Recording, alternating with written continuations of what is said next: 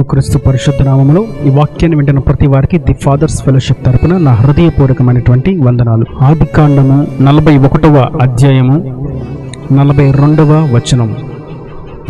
మరియు ఫరో తన చేతినున్న తన ఉంగరము తీసి యోసేపు చేతిన పెట్టి సన్నపు నారబట్టలు అతనికి తొడిగించి అతని మెడకు బంగారు గొలుసు వేసి తన 2వ రథం మీద అతని ఎక్కించెను. అప్పుడు వందనము చేయుడని అతని ముందర నడుచు జనులు కేకలు వేసిరి. అట్లు ఐగుప్తు దేశమందంతటి మీద అతని నియమించెను. ఇక్కడ మనం చదివిన వాక్య భాగంలో యోసేపు అనేటువంటి ఒక వ్యక్తి, దేవుని ఆత్మతో నింపబడినటువంటి వ్యక్తి ఉన్నాడు.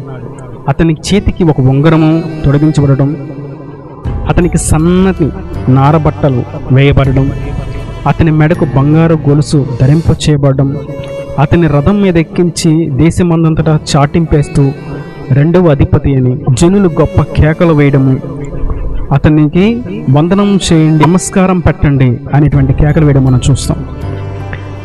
యోసేపుకు ఈ ఉంగరము, ఈ సన్నపు నార, మెడ గొలుసు, మంచి పేరు ఊరికినే రాలేదు. ఇదంతా యోసేపు జీవితం మీద దేవుని యొక్క ప్రణాళిక. ఏంటి అసలు యోసేపు ఎట్లాంటి స్థితిలో నుంచి ఈ స్థానానికి వచ్చాడు, అతను ఐగుప్తు దేశపు రాజుగా ఎలాగ మార్చబడ్డాడు అని చూసినట్లయితే, యోసేపు యొక్క తండ్రి యాకోబుకి మొత్తం 12 మంది పిల్లలు. 12 మందిలో 11వ కుమారుడు యోసేపుకు ఒక కల వచ్చింది. ఆదికాండం 37వ అధ్యాయం 5 నుంచి చూసినట్లయితే, యోసేపు ఒక కలకని తన సహోదరులతో అది తెలియచెప్పగా వారు అతని మీద మరి పగపట్టరి. అతడు వారిని చూచి, నేను కనిన ఈ కలను మీరు దయచేసి వినుడి. అదేమనగా, మనము చేనిలో పనులు కట్టుచుంటిమి, నా పన లేచి నిలిచుండగా మీ పనులు నా పనను చుట్టుకొని నా పనకు సాష్టంగా పడినని చెప్పాను.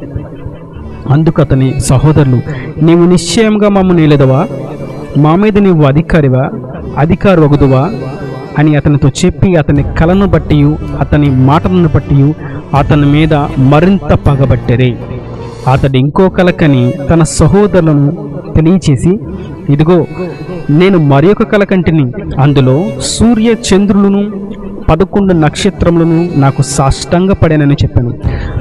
అతడు తన తండ్రితోనూ తన సహోదరులతోనూ తెలియచెప్పినప్పుడు అతని తండ్రి అతనితో, నీవు కని నీ కల ఏమిటి? నేను నీ తల్లియు నీ సహోదరును నిశ్చయంగా వచ్చి నీకు సాష్టంగా పడదుమా అని అతన్ని గద్దించెను. అతని సహోదరులు అతని యందు అసూయపడరి. అయితే అతని తండ్రి ఆ మాట జ్ఞాపకం ఉంచుకునేను. చదివిన వాక్య భాగంలో యోసేపు ప్రారంభ స్థితి అన్నలకి భోజనం అందించడం, మంచినీళ్ళు అందించడం, నాన్నతో ఉండడం. ఇది యోసేపు స్థితి.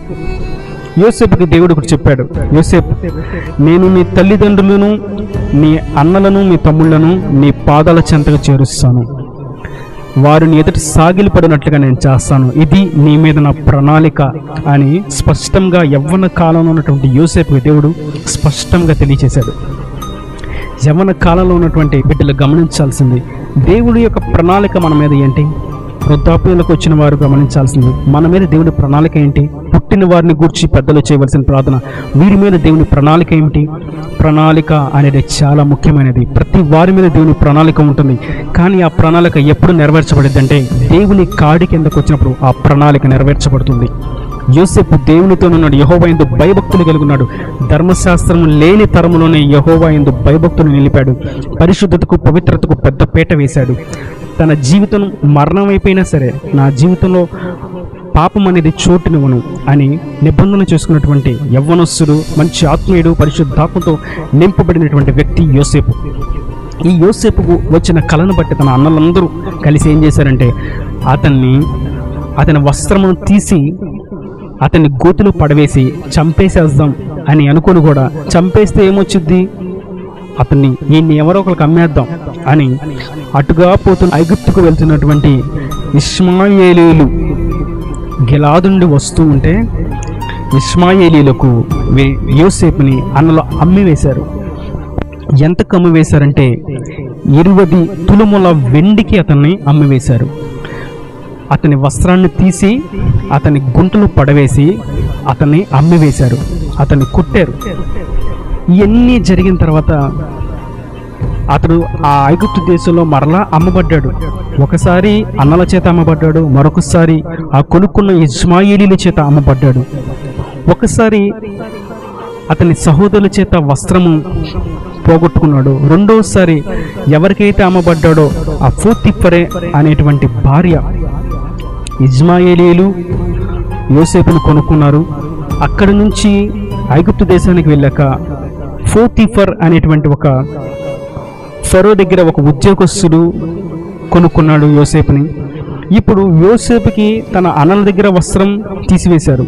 రెండవసారిగా యోసేపుకి ఈ పోతీఫర్ యొక్క భార్య నాతో వ్యభిచారము చెయ్యి, పాపము చేయని ప్రేరేపిస్తే నేను ఎంత మాత్రము దేవుని కనుల ఎదుట ఇట్టి దుష్కార్యము చేయను అని పరిగెడుతూ ఉంటే ఆ స్త్రీ అతని వస్త్రము పట్టుకున్నప్పుడు ఆ వస్త్రము సైతం ఆమె చేతితో మిగిలిపోయింది, కానీ అతను మాత్రం పరిగెట్టుకుని బయటకు పారిపోయాడు.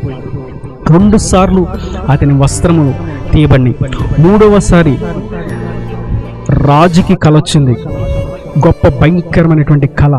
ఈ కళ భావం ఎవరు చెప్తారు అని చూస్తే అంత పెద్ద దేశంలో ఎవ్వరూ కూడా ఆ యొక్క కళకు భావము చెప్పలేని స్థితికి వెళ్ళారు. చెరలో ఉన్నటువంటి యోసేపుని గురించి అతని దగ్గర ఫరో దగ్గర పనిచేసేటువంటి ఒక పనివాడు గుర్తు చేశాడు. యోసేపు అనేటువంటి ఒక వ్యక్తి చెరసాల్లో ఉన్నాడు, అతడు నిశ్చయంగా ఈ కళకు భావము చెప్పగలడు అని తెలియపరిచినప్పుడు చెరలో నుండి అతని వస్త్రములు మార్చి యోసేపుకి వస్త్రం వేశారు. వస్త్రాలను మార్చి అతన్ని తీసుకుని వచ్చారు. అయితే ఇప్పుడు యోసేపు గురించి రాయబడిన మాట, ఫరో చేతినున్న తన ఉగ్రము తీసి యోసేపుకి పెట్టారు, సన్నపు నార బట్టలు తొడిగించారు, అతనికి మెడలో గొలుసు వేశారు. ఈ ఆధిపత్యం, ఈ ఆధిక్యత, ఈ యొక్క ఆశీర్వాదం, ఈ ప్రణాళిక ఎట్లాగ నెరవేర్చబడిందంటే అనేక ఒడిదుడుకుల మధ్య, అనేక దుఃఖ స్రావంలో, కన్నీటి వేదనల్లో, ఒంటరి ప్రయాణంలో సాగిన ప్రయాణాన్ని బట్టి దేవుని ప్రణాళిక నెరవేర్చబడింది. ఇట్టి ప్రయాణంలో కూడా, ఇట్టి స్థితిగతులలో కూడా యోసేపు నాకుతూనే ఉంటాడా, నా మాటలోనే కట్టుబడి ఉంటాడా, నా నిబంధనలు గైకుంటూ ముందుకు సాగుతాడని దేవుని పెట్టినటువంటి పరీక్షలో, దేవుడు నడిపించినటువంటి మార్గంలో తుది వరకు నమ్మకంగా కొనసాగినటువంటి యోసేపు మీద దేవుడు ఉన్న ప్రణాళిక నెరవేర్చబడింది. చెరసాల్లో ఉన్నటువంటి యోసేపు తెల్లవారేసరికి సింహాసనం మీద ఉన్నాడు. దేశమంతా కరువు వచ్చేసరికి తన అన్నలు ఆహారము కోసం ఐగుప్తు దేశానికి వచ్చి, యెరూషలేము నుంచి ఐగుప్తుకు వచ్చి మాకు ధాన్యం ఇవ్వండి అని సాగిలపడ్డారు ఫరో యోసేపు ఎదుట. యోసేపు సింహాసన అధిష్టానం చేసి కూర్చుని ఉంటే మీరు సాగిలపడి మాకు ఆహారాన్ని ఇవ్వండి అని యోసేపు ఎవరో తెలియకుండానే వారి అన్నదమ్ములు మొత్తం సాగిలపడ్డారు. ఆ తర్వాత వాళ్ళ తల్లిదండ్రులు వచ్చారు, వాళ్ళ తల్లిదండ్రులు సాగిలపడ్డారు. ఈ వాక్య భాగాన్ని మనం యాదికాండం 39:41 నుంచి చూసినట్లయితే చాలా అద్భుతమైనటువంటి వివరణ, దేవుడి యొక్క ప్రణాళిక ఎలా నెరవేర్చబడుతుంది అనేటువంటి ఒక గొప్ప చరిత్ర ఈ యొక్క భాగంలో మనం చూస్తాం. యోసేపు మీద ఉన్న ప్రణాళిక దేవుడు నెరవేర్చాడు. యోసేపు ఆ ప్రణాళికలో, నిబంధనలో నిలకడగా ఉన్నాడు. నేడు మీరును ఆయన ప్రణాళికను, ఆయన నిబంధనను మీరు జాగ్రత్తగా గమనించి అడుగు వేసిన ఎడల నిశ్చయంగా మీ మీద ప్రణాళికను ఆయన నెరవేరుస్తాడు. మీకు ఇచ్చిన వాగ్దానమును ఆయన నెరవేరుస్తాడు. మీ స్థితిగతులను మారుస్తాడు, మిమ్మల్ని వర్ధిలింపచేస్తాడు.